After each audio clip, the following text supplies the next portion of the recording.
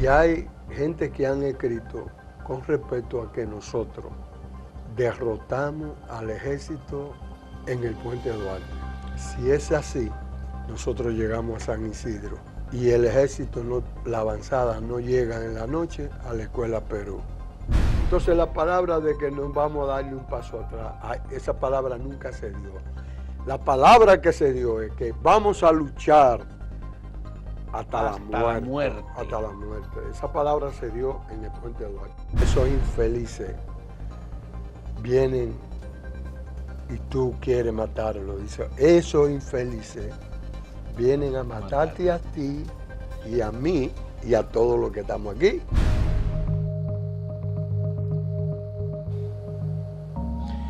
El cuerpo especializado de hombres rana, como se les llamó en la Marina de Guerra, fue creado en el año 1957 por Rafael Leonidas Trujillo con una intención decidida de enviarlos a Venezuela a atentar contra objetivos petroleros de ese país, dado el apoyo que el presidente Rómulo Betancourt le estaba ofreciendo a la oposición dominicana. Los hombres ranas se entrenaron y se convirtieron en un cuerpo élite que no atacaron a Venezuela ni a Rómulo Betancourt, aunque sí hubo un atentado que no fue ejecutado por los hombres ranas en Venezuela. Entre los hombres rana hay muchos que tuvieron un destacado papel, sobre todo Manuel Ramón Montes Arache, conocido como Papito, que fue el jefe de los hombres rana. Pero dentro de los hombres rana había oficiales de altísimo valor, de una gran vocación, además, democrática, y entre ellos está Aníbal López, un hombre vital en la Revolución de Abril de 1965, está con nosotros, le agradecemos que esté con nosotros, que haya accedido a una conversación sobre el papel suyo y de los hombres ranas y de Montes Arache en la Revolución de Abril. Hay que decir que sin los hombres ranas, la Revolución de Abril de 1965 no hubiese tenido la capacidad de resistencia y de ataque que finalmente tuvo.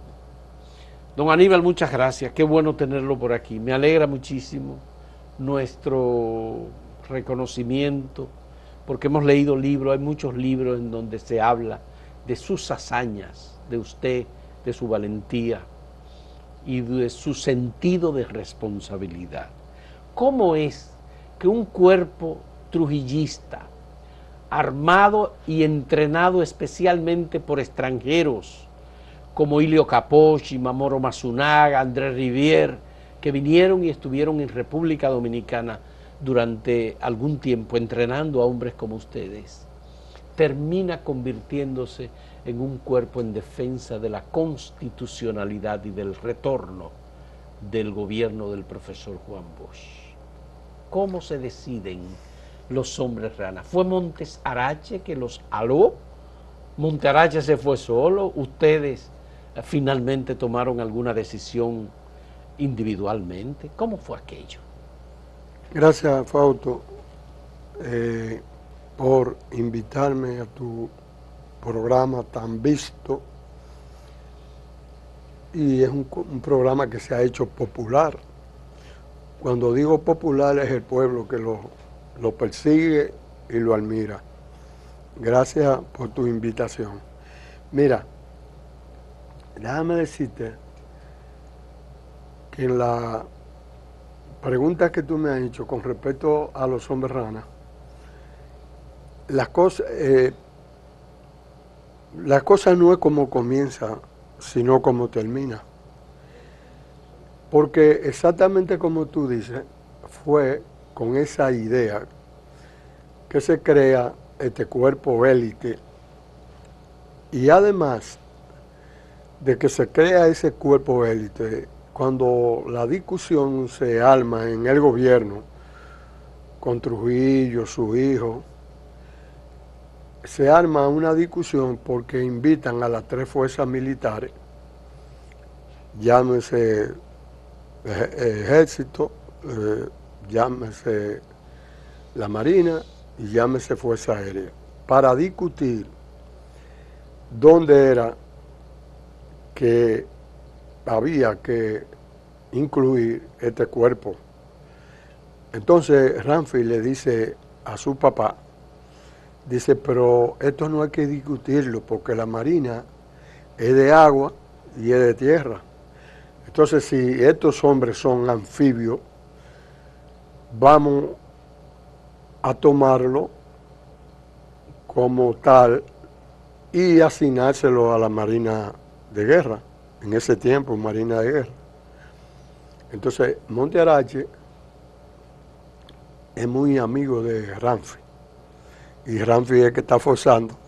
Para que vayan a la Marina. Sí, le dice a su papá, pero ahí tenemos al teniente, era primer teniente, dice, ahí tenemos el primer teniente Montes Arache, que sabe de eso y tiene un mando terrible y lo respeta mucho los soldados y eso.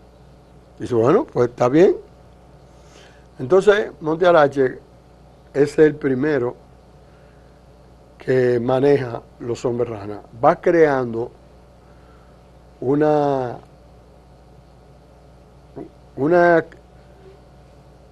amistad con los soldados.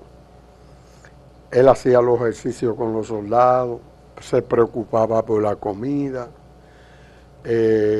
discutía el menú.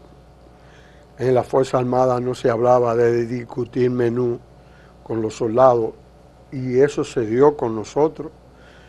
Monte Arache reunido con el tipo que cocina y el jefe que distribuía las raciones para la comida en la Fuerza Armada. Cuando eso no se cumplía, ya Monte Arache estaba airado. Por supuesto, airado también con sus hombres ranas, que estaban también en desacuerdo con el menú.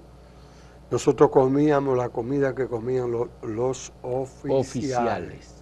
O sea que teníamos una dinti y comíamos aparte de los soldados también. ¿Estamos hablando de cuánto? ¿De aproximadamente 100 hombres? Sí, poco más o menos. Poco más o menos, sí, ¿verdad? Ese era por ahí. 100 soldados. Y entonces, pues,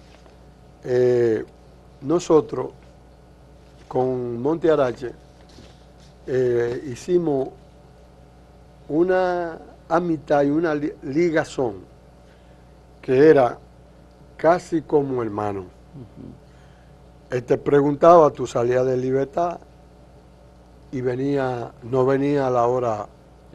Pero entre la Marina de Guerra, la selección de los hombres rana fue un proceso que se hizo con mucho cuidado. Parece que destacaron especialmente la disposición, sí, la valentía, sí, la capacidad física que tenían. ¿Por qué? Correcto, esa es buena pregunta. ¿Por qué yo llego a la escuela de hombres rana? Primero, tú te enganchas a la Marina. Ya eres un soldado, sí, cualquiera. Ahora, ¿qué hace la Marina? Que cuando están en entrenamiento en la base naval La Caldera, ahí tiene parte de los profesores que se están dando cuenta, aquellos jóvenes que ingresan, que tienen habilidad para el cuerpo. Entonces, lo primero que le preguntan, ¿de dónde tú eres? Ah, yo soy de Manzanillo, como yo le dije. Ah, pero tú sabes nadar. Y ahí ya tengo una bala a mi favor. Entonces, hey, ven, ponte ahí. Me sacan del grupo. Entonces ya siguen. Yo soy boxeador. También. Defensa personal. Correcto. Ataque. Correcto. Pelea con uno, pelea con dos, pelea con hombres con armas. Todo eso. Entonces, dice en los reglamentos, dice que un hombre rana puede pelear. No, un hombre rana es un comando y el comando puede pelear con tres y más. Entonces, ¿por qué yo hice lo que hice cuando pasamos, que nos encontramos con Montearache en el Palacio Nacional y Camaño? ¿Por qué yo me atreví con Villanueva a decirle, vamos a saltar este comando, este cuartel, que era prácticamente un cuartel porque estaba al lado de la fortaleza Osama? Digo yo, dice Villanueva, no, la policía no entra a dos manos. Digo yo, no, la policía pelea nada más con los estudiantes. Vamos. Eso fue cuando se produjo la toma de la fortaleza Osama, donde estaba también el polvorín. Estaba el polvorín, no, donde está el polvorín es donde está la base 27 de febrero, donde estalló. Bueno, ya, ok, bien, pero había un lugar de almacenamiento de armas. No, claro, en la fortaleza Osama. En la fortaleza Osama. Correcto. Bien, pero vamos a hablar más adelante de ese episodio. Entonces, como tú me dices de la creación de los hombres rana, hay una primera graduación que esa se hace en el año, se funda la escuela en el 57 y en el año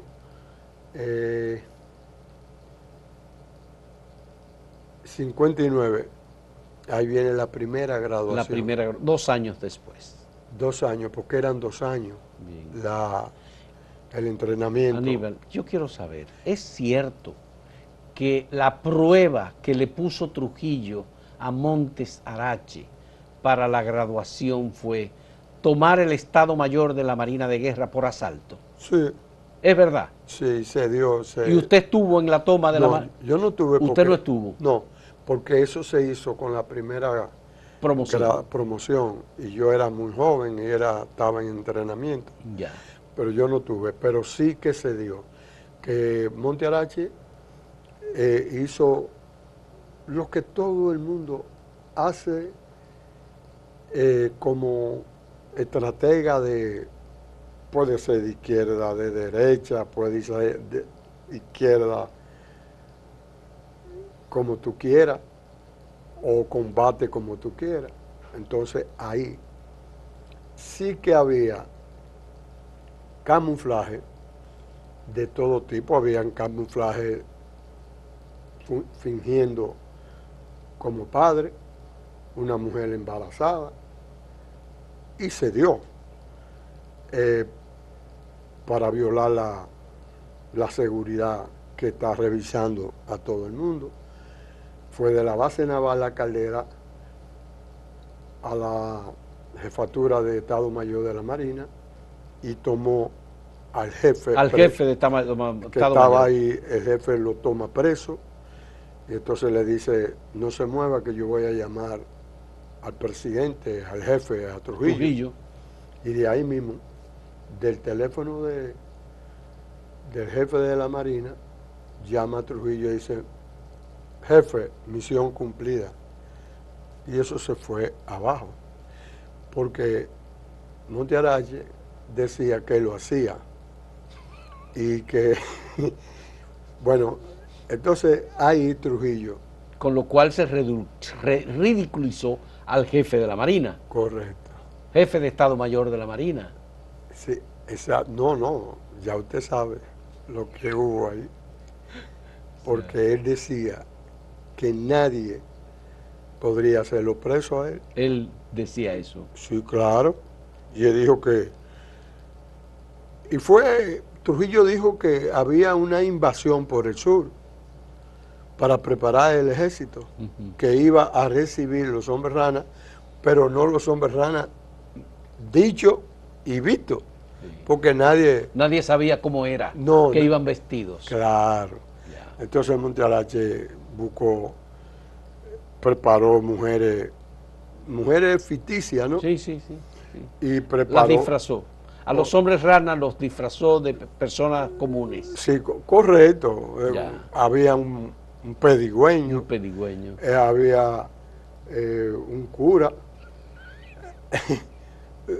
Por ese cura tenía una ametralladora en en el vestuario, porque él sabe que... Entonces, según iba el camuflaje de cada uno, tenían su arma. Ya. Arma corta, arma larga, fusiles. Entonces, porque iban preparados. Y fue Montearache que le preparó eso, Claro, la estrategia. Montearache. ¿Cómo es que ustedes finalmente se deciden a apoyar la Revolución de Abril? Bueno, Yo, Aníbal, me interesa saber eso, porque hay una versión que brinda Gerardo Sepúlveda, y dice que un grupo de oficiales de la Marina se presentaron ante Montearache, que estaba solo, con Camaño, con algunos otros oficiales, pero que no eran hombres rana, y ellos fueron y se presentaron y le dijeron: comandante, usted es el que decide, estamos con usted. bueno, yo le respeto eso A Gerardo. a Gerardo porque Usted lo conoce desde chiquito. él y yo, Ese fue el que armó el R-15, lo desarmó y lo armó. él y yo fuimos cuñados. Sí. Sí, claro. Y en la casa de él Ujú. es que se prepara el asalto al palacio. al palacio. Sí. Yo estoy ahí. Yo tengo mi fusil AR-15 quitado a la tropa norteamericana. Entonces el coronel Rafael Fernández Domínguez le dice a Montearache: comandante, según me han dicho, ese fusil de última generación, yo quisiera probar ese fusil en el asalto al palacio. Aníbal, dele el fusil Fernández a Domínguez. Fernández Domínguez y cámbialo por un FAL. Un FAL. ¡Wow! Eso fue un golpe mortal para mí. Para usted. Claro, porque ese fusil es producto de mi combate contra la tropa extranjera, llámese norteamericana. Entonces yo creo que yo pierdo ese trofeo. Usted lo tenía como un trofeo, Claro, el AR-15. Claro. Era un fusil súper moderno en ese momento. Claro, el mejor. Y liviano. El mejor. El mejor. Porque es el fusil que ellos estaban usando en Vietnam. Y entonces usted recibió el FAL que tenía Fernández Domínguez. Correcto. Que era un fusil pesado. Pesado y común y corriente. Y común y corriente. Sí, correcto, pero aquel fusil AR-15, el que lo tenía en la guerra de abril, todo el mundo lo admiraba, porque ¿a quién se lo quitó? Ya. Al ejército más poderoso del mundo. Tengo Entonces, entendido. cuando yo me daba Montearache esa orden, yo pensé, lo perdí. Ya. Perdí mi trofeo, perdí mi vida. Tengo entendido, Aníbal, que usted fue el primer dominicano que desarmó y armó un R-15. Sí. ¿Es verdad? Claro. ¿Cómo pasó eso? Gerardo, yo creo que él lo dice. Gerardo. En su libro, sí. Bueno, porque cuando hubo el combate contra la tropa, hay un boricua que se llama Rubén García. Entonces, él cae en combate. Y entonces yo voy, su vestuario era igual al suyo, al mío. Sí. Yo no tenía nada no tenía ni media, ni zapato. Usted se pone. Entonces ese tipo viene con un bolso con todo. Y ahí mismo viene con la pistola 45, que era el que usaba el ejército americano. Y ahí se arma el primer combate con ellos. ¿Dónde fue eso? En la 30 de marzo. 30 de marzo. Y ahí mueren fueron capturados vivos unos cuantos soldados americanos. Y ahí cae Rubén García. Entonces yo cojo todo el vestuario de él y el fusil y todo ese era el fusil que yo usaba, porque fue en combate. Usted lo dejó el calzoncillo entonces. Ahí cogí todo, compadre. Mire, hasta los zapatos, la bota que tenía, el size mío. Entonces, ¿qué hicimos? Cuando el coronel Rafael me dice que yo, no a mí, sino le dice al comandante Montearache, y Montearache me ordena que el cambio del fusil, ¿Y cómo fue? Cuando cae Rafael, lo coge Alexis Licairá. Alexis Licairá toma ese AR-15. El fusil. El Pero fusil. no lo devuelven, no quieren. Nosotros vamos, un grupo de hombres ranas, que lo devuelva. Porque yo sé que él lo tiene. Que él lo tiene. Claro. ¿Y se lo devolvió? Lo devolvió, pero ya usted sabe cómo lo devolvió. Rodeado. Con la tropa. Mire, tengan sus cosas. Tengan su fusil. Sí, Sí. me lo entregó. ¿Y cómo llegó a manos de Alexis Licairá ese fusil? Porque él estaba en combate. Él estuvo en el asalto. Él estuvo en el asalto. En el intento de captura del palacio. Correcto. Pero usted estaba ahí también. Sí, claro. Y Montearache también estaba. También, Yo claro. tenía la versión de que Montearache no había ido al intento. Claro, oye que no va y es ministro de guerra en armas del gobierno de Camaño, ¿cómo no va a ir a un acto militar? Porque ese es un acto ya patria o muerte casi, como se dice, porque intentar el Estado Mayor, el único que no fue ahí fue Camaño. Pero no fue porque se lo impidieron, tengo entendido. Claro. ¿Usted estaba cuando le impidieron a Camaño ir? No, él quería. ¿Cómo fue? No, Perdónme que nos desviemos, pero ¿cómo fue? Él dijo, cuando estábamos ahí en la casa que Gerardo habla, sí, que es la casa había un callejón en esa casa donde se reunían para hablar de la guerra y qué vamos a hacer y qué no vamos a hacer. Entonces, en Camaño, cuando se decide el asalto al palacio, hay contradicción. La primera es que Rafael le dice a Montearache que tiene unos amigos, porque Montearache hablaba de la correlación de fuerza.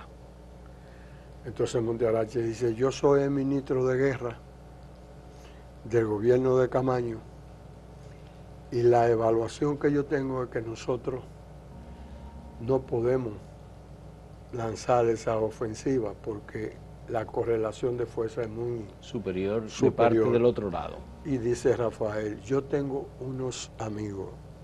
¿De qué amigo hablaba? Del 14 de junio. Del 14 de junio, que también es el jefe del 14 de junio, Román. Juan Miguel Román. Es familia de él.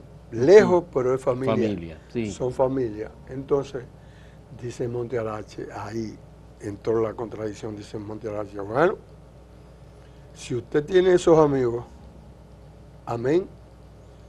Pero ya Montearache sabía y después dijo, independientemente de los amigos que usted tenga y la fuerza que nosotros tenemos, déjame decirle, es un caso casi de suicidio. ¿Cómo así? Le dice el coronel. A Fernández Domínguez. No. Montearache a Fernández Domínguez. Correcto. Eso es suicidio. Sí, eso es un suicidio. Dice, ¿cómo así? Dice, aún con la gente que usted tiene y lo que nosotros tenemos, un caso perdido. Así mismo le dijo. Y Camaño estaba ahí. Dije, Camaño, yo voy al frente de combate, dice Montearache. Bueno, si tú eres el líder, eres el presidente, ¿cómo te atreves tú a ir al combate cuando tú no tienes a nosotros? Y es lógico, tú no puedes ir al frente cuando nosotros somos los que determinamos quién puede y quién no puede ir. ¿Cómo tú te atreves a decir cosas igual? Entonces nosotros no servimos para nada. Ahí vino otra discusión. Otra discusión, entonces. Sí, entonces Montearache le dijo, aún vamos, pero es un fracaso, eso es un suicidio. Y así fue. Así fue. Porque Montearache, ¿no? Este hombre, a pesar de que un respeto que le tenemos a Rafael y a su familia, él viene como un hombre que no, como que está tímido, pero esa timidez es como algo que él quería hacer y no pudo hacer. Porque él era el líder del movimiento Enriquillo. Claro. Porque él era el líder militar. ¿Y quién creó se podría decir el código? El código. Sí, de los militares que estaban con él y él que estaban con ellos. Entonces, se le va de la mano. Mire esa fotografía, Aníbal. Ese es usted con Sí. Montearache. Eso fue el 15 y 16 de junio, cuando los norteamericanos lanzan la ofensiva de combate, Ya. que matan a Andrés Rivière. Andrés Rivière. Sí. Sí. 15 y 16 de junio. Correcto. Entonces, ahí venimos, Montearache y yo, hay una que está en un vehículo norteamericano, quitado a los norteamericanos, que me está diciendo algo en los oídos, y yo sigo como que escuchándolo, pero él me está diciendo de combate que le quitamos porque usábamos los vehículos y los distribuíamos y los fusiles también. Entonces él me está diciendo cómo, porque ese vehículo eran un vehículo que desertó de la tropa norteamericana y se metió en a la zona zona constitucionalista. Correcto. Y nosotros, los hombres ranas, lo incautaron. Pero lo incautamos con todos los militares norteamericanos. Entonces lo entregamos a la OEA. Ya. Pero lo interrogaron antes. Claro. Porque hay una fotografía de los interrogatorios. Claro. Entonces, Montearache me está diciendo en los oídos, la verdad que ustedes son tremendos porque ese Jeep con ametralladora. Con una 30 arriba. Y bien preparado, imagínate, el ejército, wow, más poderoso del mundo. Entonces dice Montearache, la verdad que ustedes son frescos. Por eso era que se decía que los ranas salían hasta de las cloacas, salían de noche, salían de los edificios como fantasmas, decían los norteamericanos. ¿Y qué pasó? Ahí hay un dato muy curioso. ¿Cuántos éramos nosotros? Eran 100 hombres rana aproximadamente, No, pero no todos estaban. No todos, correcto. No todos estaban. Correcto. Entonces, ¿qué hizo Montearache? Que había una fábrica de hacer ropa, que eran de unos españoles. Esa fábrica estaba en la calle San Tomé. Bajaba casi al malecón. Mi hermano mandó a hacer 200 pantalones de hombre rana, y uniforme de hombre rana. Y por donde quiera te salía. Te salió un hombre rana. Un hombre rana, y ellos pensaban que nosotros que eran muchos. Oye, mi hermano, entonces, ahí fue cuando Montearache dice, estos norteamericanos le tienen un miedo del carajo. Porque los hombres rana estaban mejor formados hasta que los norteamericanos, correcto, ¿verdad? Claro, eso lo dijo Bruce Palmer. Bruce Palmer lo dijo. Sí, hasta lo dijo y dijo de combate de la calidad, de la precisión y de la valentía. Sí, porque habló de la valentía que eran de los hombres raros. Sí. Vamos a hacer una primera pausa en este diálogo con Aníbal López, hombre rana del movimiento constitucionalista en 1965. Volvemos.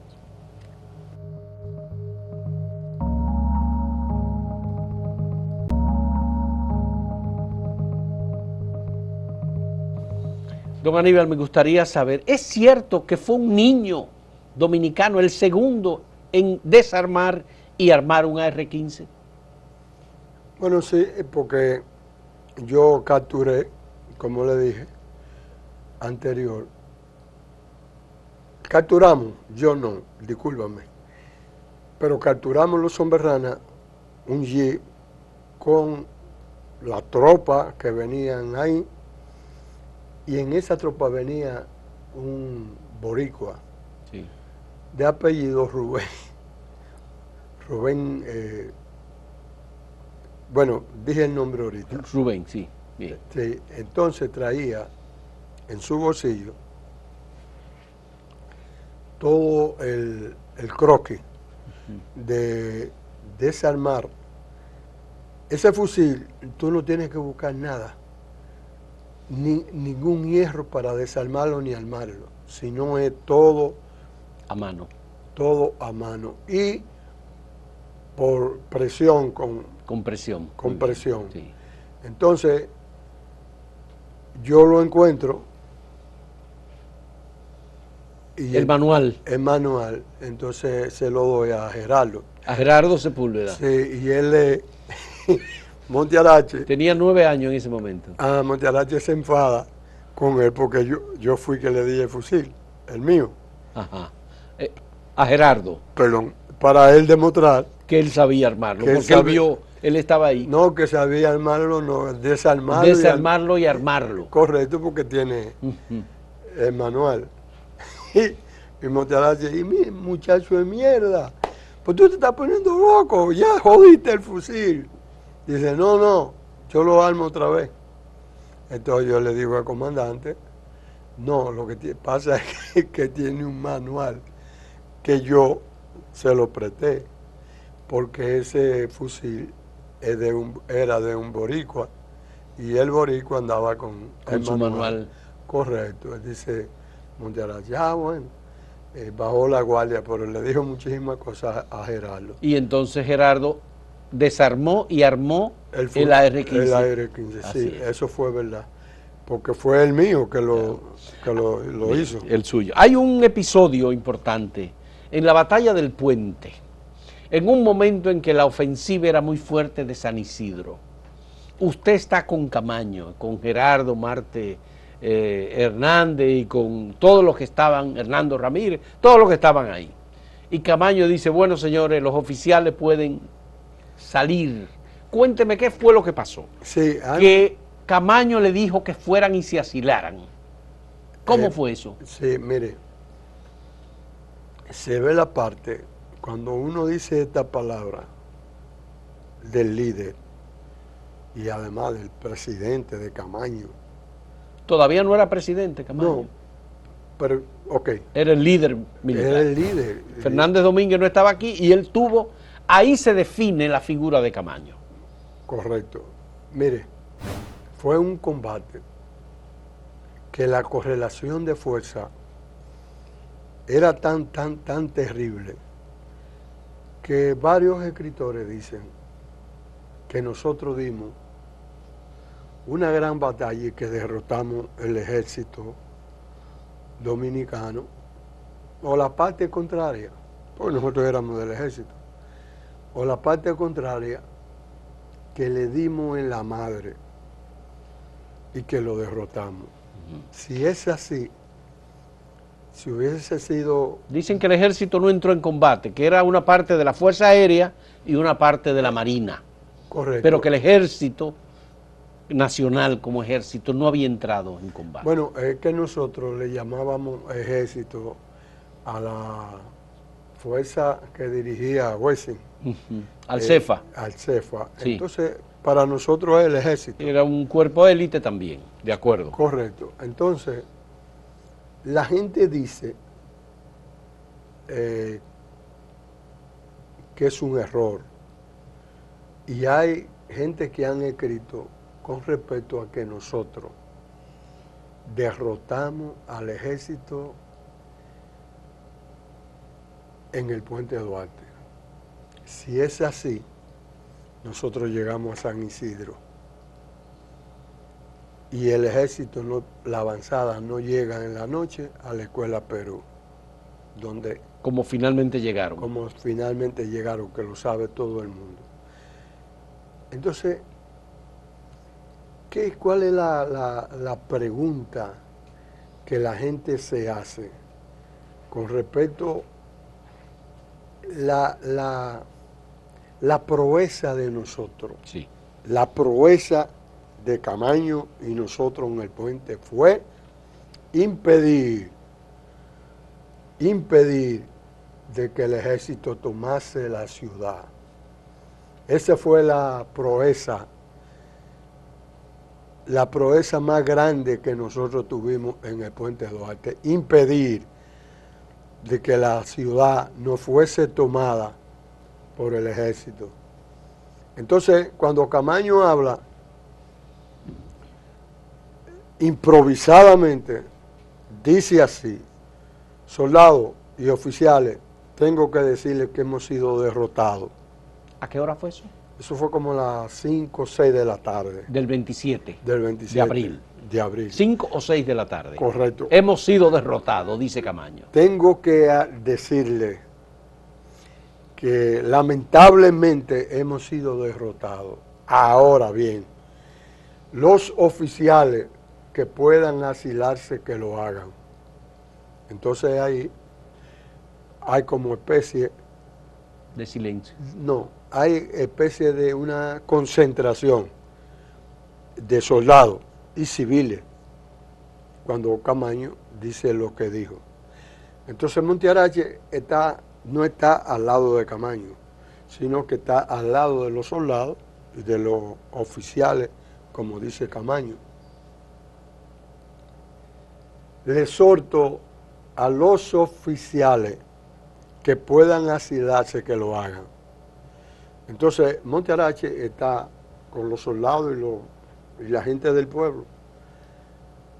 Entonces yo le desprendo una mano y grito, porque no van a matar, y yo soy uno. Sí. Comandante. A Montearache. A Montearache, le agarro la mano, y como así, ya desesperado, le digo: comandante, ¿y nosotros los soldados? Entonces Montearache grita: Francis, los soldados también dicen y gritan qué será la vida de ellos. Entonces Camaño reacciona y dice: papito, vamos a luchar hasta la muerte. Entonces la palabra de que nos vamos a darle un paso atrás, esa palabra nunca se dio. La palabra que se dio es que vamos a luchar hasta la muerte. Hasta la muerte. Esa palabra se dio en el Puente Duarte. Y ahí hay una... Eso fue a partir de las 6 de la tarde. De la tarde. Ya cayendo la noche. Entonces yo tuve una entrevista con una periodista del periódico, ¿se puede decir? Sí, sí, claro. Hoy, del periódico Hoy, 3 domingos siguientes, y yo dije esa palabra del Puente Duarte de Camaño. La familia y algunos me llamaron como diciendo que Camaño nunca dijo eso. Digo yo, bueno, yo estaba ahí. Si ustedes estaban ahí, yo les respeto su opinión, pero yo estaba ahí, en combate, como nunca lo dejé de hacer, mientras tuvo el combate. ¿Y en qué momento cambia la correlación de fuerzas en el puente? Cuando Camaño lanza la voz de que, papito, vamos a luchar hasta la muerte. Entonces ahí se levanta la autoestima de todos los combatientes y los guardias y los militares, porque era una matanza terriblemente que nadie, bueno, ahí habían cadáveres hechos pedazos que nadie podía distinguirlo, soldados de nosotros, porque fue también bombardeo, fue de todo. Los P-51 atacaban al puente. Claro, atacaron. Atacaban la parte de los constitucionalistas, claro, del lado de la ciudad. Correcto, y usted puede ver que donde están esos edificios ahí adelante fueron destruidos, y esos edificios se hicieron en los gobiernos después sucesivos de Balaguer y cosas de esa naturaleza, pero fueron destruidos. Ahora, cuando destruían esos edificios, también ahí había el coronel Holguín, era que dirigía la artillería pesada, porque nosotros teníamos una artillería pesada, por eso fue liquidado por el bombardeo de los P-51. Claro, y además de que fue liquidado también los mismos soldados que estaban a su alrededor, porque habían varios soldados. Eso fue una matanza, pero el heroísmo de nosotros fue impedir de que la tropa llegase a tomar la ciudad. Y también la ofensiva que en la madrugada Monte Arache, con 21 hombres rana, desaloja la avanzada que llegó hasta la Escuela Perú.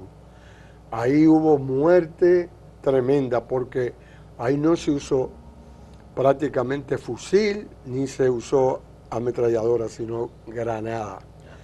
Fueron los hombres rana lo que desalojaron a la gente del CEFA. Correcto. Que estaban en la Escuela Perú. Claro. Que ocuparon la Los pocos que quedaron, porque fueron destruidos, durmiendo, estaban cansados. Lo encontramos prácticamente ya rendidos.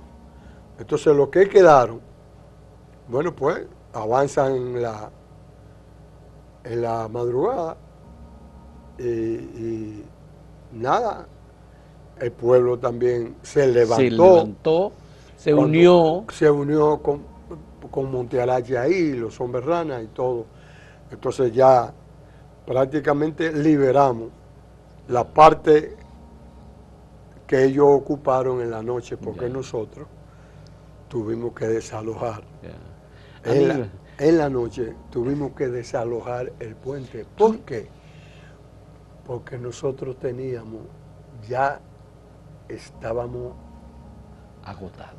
agotados, además de agotados que estábamos.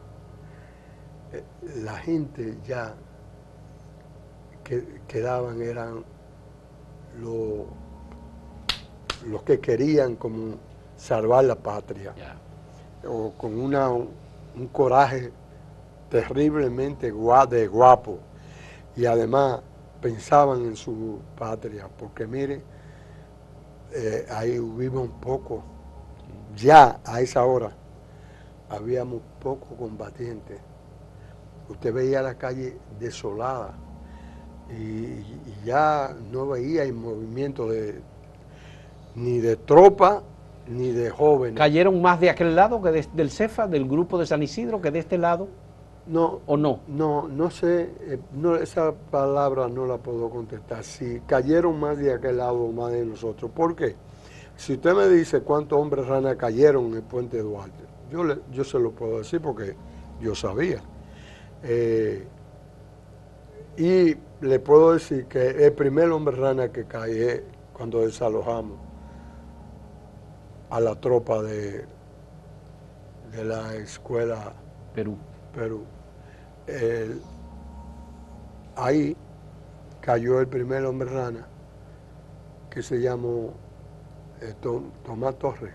Tomás Torres. Era casi como de mi edad.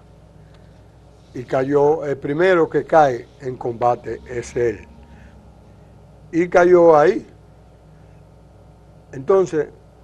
Tomás Torres. Aquí está el nombre. Tomás Torres. Correcto. De acuerdo. Fue el primero que cayó en la Escuela Perú. En la madrugada que nosotros llegamos, ¿cómo llegamos hasta la escuela? Con las luces de bengala que lanzaba el ejército. O sea, lo contrario. Lo contrario, sí. Nosotros nos íbamos guiando por las luces de bengala que ellos tiraban en la noche. Porque la ciudad estaba oscura. A oscuras. Sí. Entonces, ¿qué hacer? Había que pelear como quiera, y de noche o de día. Y eso nos ayuda a que el ejército entonces no avance, porque ya tenía una avanzada. Entonces, destruirle la avanzada en la noche, de sorpresa, ya ellos no pueden avanzar. ¿Por qué? Porque ya la avanzada que ellos mandan llega al final y se destruye. Entonces hay que hacer una nueva estrategia de guerra, porque ya... Yo tengo una pregunta para usted. Vamos a hacer una última pausa en este diálogo con Aníbal López, porque quiero saber, entre los militares constitucionalistas, ¿quiénes eran los estrategas? eran Ilio Capucci, Andrés Rivière, era Camaño, era Montearache, era Héctor Lachapelle. ¿Quiénes eran los que planificaban las acciones? Ok. ¿Me entiende? Esa es mi pregunta para cuando retornemos en un momento.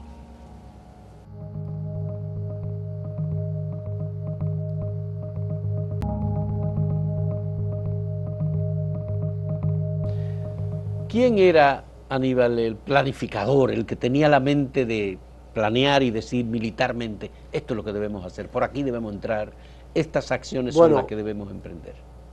Fausto, ahí tuvo Montearache, Lachapelle, ahí estuvo Ilio Capoci, que viene de la Segunda Guerra Mundial, y Enzo Lobato, que aunque lo agarraron preso,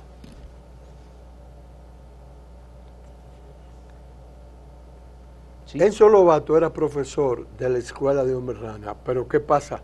En la guerra lo agarran preso, pero antes él estaba en su casa y le pasaba información de táctica y estrategia a Montearache. A Montearache. Sí, entonces lo atrapan y duró como 3 meses en La Victoria y ahí interviene la embajada italiana. Sí, y se fue y se va. Pero ese hombre era uno de los más grandes estrategas, no solamente de guerra, sino de disolver disturbios, llámese de protesta, lo tenían solamente para disolver. Bien, pero las tácticas de hombres rana que ustedes aprendieron, de destrucción, por ejemplo, sí, pozos petroleros, vehículos, ¿ustedes la utilizaron en la Revolución de Abril contra los americanos? No, espérese, esa es buena pregunta. Nosotros teníamos lo que se llama un organigrama de que hoy te toca tal, hoy te toca explosivo, hoy te toca escuela guía de guiar todo, caballo, un burro, te montaste en una bicicleta, un camión, eso se llama escuela guía, nos la daban. De paracaidista y piloto, escuela guía, manejar un helicóptero y tirarlo, que llegamos en Sierra Prieta de servir de paracaidista. Pero ustedes no utilizaron ninguna de esas tácticas para enfrentar a los americanos. No, lo que sí usamos fue los explosivos, pero de mano, que fueron la granada. Y tiro de precisión, francotiradores. No, sí, habían francotiradores, habían tanto de este lado como de aquel lado. Porque, lo hubo. Porque Andrés lo mató un francotirador. Andrés Rivière, sí. Sí, Andrés Rivière. Entonces, los hombres rana tenían natación, dinamitar un área del agua, del mar, donde podría haber un barco enemigo. Todo eso nosotros no lo usamos aquí, porque no hubo oportunidad. No oportunidad, porque también tú no te ibas a arriesgar dónde estaba el barco. Sí. Y para llegar al barco, ¿qué hay que hacer? Como una fragata que utilizaron para atacar el palacio. Correcto. Esa fragata tiene la posibilidad de andar en el mar y cerca de la ciudad, porque tampoco es un barco tan grande como, por ejemplo, el barco norteamericano que está tras la tropa. El portaaviones Intrepid. Correcto. Sí. Entonces, ¿cómo nosotros podíamos llegar si no teníamos la parte logística de llegar a ese barco? Podríamos intentarlo, pero llegar hasta colocar un campo minado es difícil porque también nosotros no poseíamos explosivos de esa naturaleza, los C4 plásticos, dinamita, no la teníamos. Ahora, Hércules, esos son explosivos. Sí. Entonces, y que lo conocemos muy bien porque lo usamos en entrenamiento. Entonces, si lo usamos en entrenamiento y estamos preparados para la guerra, eso lo podíamos usar, pero nosotros no teníamos ese material.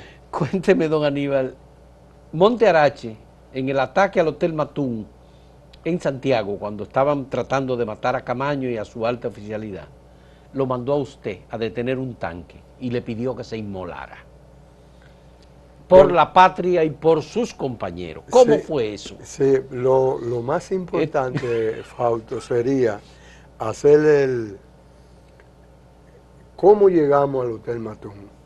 Sí. Eso sería lo mejor de la pregunta. Sí. Discúlpame. No, muy bien, muy bien. ¿Cómo llegamos al hotel? Ustedes fueron de la iglesia a la Altagracia al cementerio, y del cementerio desarmaron una bomba con C4 que había en la tumba de Fernández Domínguez, y de ahí se fueron a un desayuno al Hotel Matún. Correcto, porque ahí, no, pero iba a haber una caravana de vehículos. Y a pie. Y a pie, mucha para gente llegar al mucha cementerio, gente a pie. Correcto. Sí. Entonces, llegamos al cementerio, lo que tú dices, hubo una escaramuza, tiraron unos cuantos tiros. Unos cuantos tiros, sí. Se desarmaron unos guardias y no se mataron, pero se desarmaron. Ahora bien, de ahí nosotros vamos a un refrigerio que hay en el Hotel Matún. La guardia no sabía, ni el servicio de seguridad, que nosotros íbamos a hacer una parada en el Hotel Matún. ¿Por qué? Porque si es así, el Hotel Matún hubiese estado rodeado de tropas. Pero cuando nosotros llegamos, en la emplanada que está frente al hotel, el monumento, que hay una planicie. Sí. Entonces, en ese monumento comienzan a desembarcar tropas. Entonces, nosotros se dan cuenta. Nos damos cuenta. Ya. Entonces, yo salgo huyendo. Monte Arache está, mejor yo estoy fuera, porque Monte Arache me dijo, quédate. Porque Camaño le dijo que no entraran gente con armas largas. Ya. Entonces, dice Monte Arache, bueno, pues los hombres rana no entran, se quedan con sus armas cuidando. Y así fue. Entonces, cuando viene la tropa, Monte Arache está adentro. Cuando yo veo que esos militares vienen en zigzag, digo yo, Puerto Guardia no van a entrar, van a pelear, vienen a pelear o a eliminarnos. Entonces, cuando me mando huyendo, van avanzando, están cerca ya, me mando huyendo y le digo, comandante, estamos siendo rodeados por el ejército. Entonces sale como una fiera y ve que estamos siendo rodeados y llama a Francis. Francis, mira lo que hay. Monte Arache está listo para tirar. Comenzar a disparar. Sí, y dice, un paso más, ordeno el combate. Dice Camaño, papito, no haga eso. Esos infelices vienen y tú quieres matarlo. Dice, esos infelices vienen a matarte a ti y a mí y a todos los que estamos aquí. Entonces esto es, sálvese quien pueda. Aquí no hay de que infelices, qué sé yo qué. Dice, comenzó a llorar el Camaño, porque era muy tímido. Comenzó, se le vio la lágrima y dice, papito, llora todo lo que tú quieras, comienza el combate. Y ahí mismo dispara. Entonces se armó ¡prá! Y ahí mismo termina la avanzada. Eran como algunos 20 o 30. Pero murieron muchos. No, murieron, la avanzada entera murió. Murió. Porque viene otra segunda. Más de 70 murieron ahí. Viene otra segunda. Otra segunda avanzada. Correcto, y ahí vienen los que tanques. ahí es que vienen los tanques. Eran 2 tanques. No, 3. 3 tanques. Entonces, uno de ellos dispara y mata a Lora. A Juan María Lora Fernández. Correcto. En el segundo nivel. Que es jefe del ejército. El jefe del ejército de Camaño. Sí. Correcto. Entonces, lo mata. Cuando lo mata, entonces, uno de los tanques presiona, viene por la parte trasera. De atrás. Ahí está la piscina. Ahí, cuando le da a la pared, tumba parte de la pared que entra la mitad a la cocina. A la cocina y entra la mitad. Mírela ahí la pared. Correcto. Bueno, llegó en esa misma pared, se mete medio tanque y ahí, cuando se mete medio tanque, detrás de ese hay 2 tanques, que ese fue el que mandaron para abrir la entrada. Si entra esos 3 tanques, pues entra lo que se llama los fusileros. Y la fuerza de nosotros era imposible, casi. Detener a esos fusileros. No, la entrada, porque no iban a... Era la lucha cuerpo a cuerpo. Y entonces no iban a eliminar. Entonces en Monte Arache hay un hombre que se llama Luis Tolentino Pérez y tiene un fusil G3. Entonces hay un único fusil G3 que tiene el diámetro para lanzar una granada antitanque que tiene Monte Arache brasileira. Entonces dice Monte Arache, Luis, dame ese fusil. Aníbal, dale el fusil tuyo a Luis. Digo yo, entonces, ¿qué hago? Dice, tú vas a hacer ahora esto, muérase. Ese tanque que entró ahí, usted tiene que eliminarlo. Ahora bien, eso es una misión de muerte o vivo, pero tiene que hacer la misión. Muérase por la patria. Entonces ahí viene y dice, me da con el fusil en el pecho, muérase por defendiendo su patria y a su compañero. Entonces esa pregunta, mírenlo ahí esa foto. Esa foto me está preguntando Camaño y Monte Arache, que cómo me la ingenié para exactamente darle en el diámetro donde va el fusilero y donde va el piloto. El piloto del tanque. Sí, y hace un fuego y levantan el cañón. No, levantan las cosas para salir. Tapa. La tapa. La puerta. La puerta, la levantan y también la levantan con el fuego. Y entonces le dan para atrás, huyendo los mismos militares que están con los otros tanques de guerra. Cuando este se recula y va prendido, parece que dicen, esto es una trampa. Entonces ahí se arma un desorden de la misma tropa que se va. ¿Qué hace Monte Arache y Camaño? Que entonces, con el giro que está dando los tanques, ese mismo giro lo van dando los fusileros y ellos comienzan a tirar a los fusileros. A los fusileros que iban acompañando los Correcto, tanques. y consiguen buena partida. Derribarlo. Bueno, entonces lo derribe. Entonces se oían los gritos de esos fusileros en el hotel.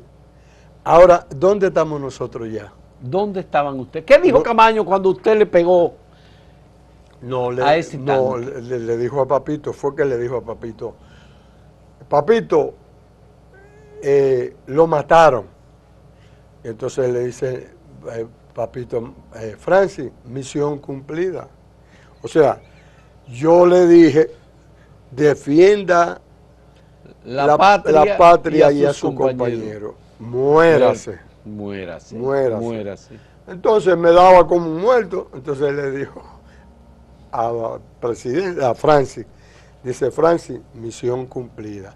Entonces, ellos me están preguntando, esa es la única foto que sale ahí. Me acuerdo como ahora mismo. Cuando yo subí, porque ellos estaban en la segunda, yo tengo que bajar abajo. En la escalera que yo bajé, el tanque apió la escalera. Pero ya yo estoy en el suelo, acostado, buscando la puntería. A mí no me importan los tiros ya. Yo tengo que cumplir mi misión. Porque la misión es eliminar el tanque, eliminarlo. Entonces, no importa lo que pase, muérase, salve la patria y a su compañero, pero muérase. ¿Y cuando lo vieron vivo después? No, después Camaño le dice: papito, lo mataron. Y dice: no, misión cumplida, porque a eso fue que lo mandamos. Y cuando yo subo, porque hay un impasse como de 30 segundos que separa el tiroteo. ¿Por qué?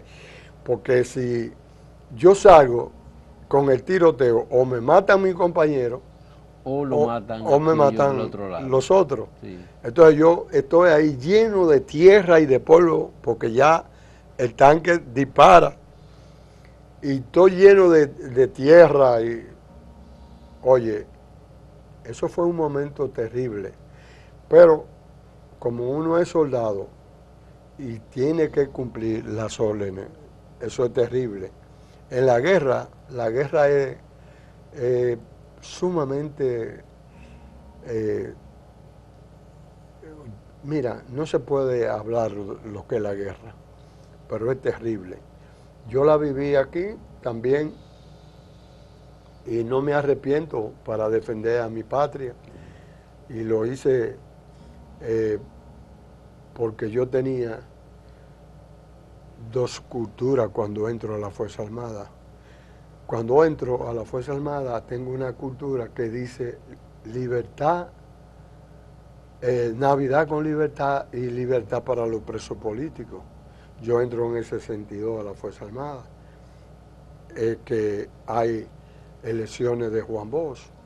Cuando llego a la Fuerza Armada, mi compañero, así mismo como tú lo oyes, dice: este es un comunista y nosotros somos trujillistas. Somos así, mi mismo compañero. Eso mismo que yo le dije en el oído después, que íbamos con Monterrey y la mayoría se fueron, porque acuérdate que hubieron una primera graduación y una segunda. Y una segunda graduación, sí, de hombres raros. Yo soy de la segunda. Ya. Entonces, ¿por qué la tercera? Segunda y última. Sí, porque la tercera, que ya estaban preparados y estaban todos, terminaron su curso, no se pudo dar porque estalla la guerra. Ya. Entonces, yo me siento muy agradecido por haber participado en ese cuerpo élite, que se hace con una intención de, por supuesto, meterse en lo que no le importa. Y lo de Venezuela, bueno, tenía, sí, era una manera de atacar, correcto, al exilio dominicano. Correcto. Sí. Entonces, eso se hizo para hacer esa misión. Sin embargo, se dio lo contrario, sí, porque mira, y más aún Montearache. Montearache, que fue un hombre que estuvo muy cerca de los trujillistas. Sí. Pero fue un hombre íntegro, fue un patriota, sí, desempeñó una labor importantísima en 1965, y Montearache es un hombre que hay que recordarlo con mucho respeto.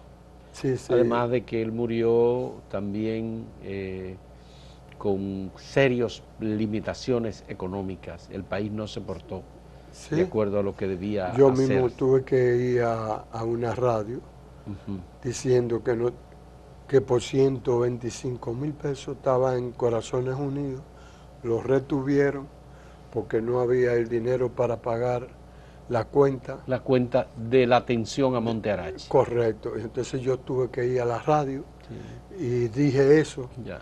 Y gracias que uno de los gobiernos Y lo iban a desalojar de su casa después de muerto, a su señora esposa, Arelis. Eso es realmente insólito. No, no es increíble. Eso ocurrió en el año 2010, muy lamentable en el gobierno del doctor Leonel Fernández, y incluso Leonel Fernández, que creó una base con el nombre de Manuel Ramón Monte Arazo. Creó un cuerpo. Un cuerpo especial. Un cuerpo, sí. Es de los hombres ranas. Aníbal, muy agradecido de esta conversación, Aníbal. Muchas gracias. Ojalá tengamos la oportunidad, porque hay otros episodios de su vida que yo creo que hay que narrarlos. Yo quiero que usted sea el que nos narre esos otros episodios importantes. Por ejemplo, su entrenamiento en China, su participación en China y creo que en Corea también usted estuvo. Sí, Bien. yo tuve con un grupo. Pero vamos a hablar en otro programa de eso. ¿Usted aceptaría? Sí, sí, claro. Qué bueno. Y más contigo, que eres mi amigo y además es un hombre que nadie te rechaza. Todo el mundo te quiere y te admira. Gracias. Aquí, quien viene aquí, viene bien contete lo que vas a hablar y lo que vas a decir. Contigo no hay problema y tú eres un hombre para sí y para los demás. Muchas gracias. Aníbal López, hombre rana, cercano, amigo, compañero de armas también, de Montes Arache y de todos los constitucionalistas que defendieron la soberanía nacional en 1965. Muchas gracias, Aníbal. Ojalá que podamos hacer la próxima semana el siguiente programa. Señores, hasta luego y gracias por la compañía.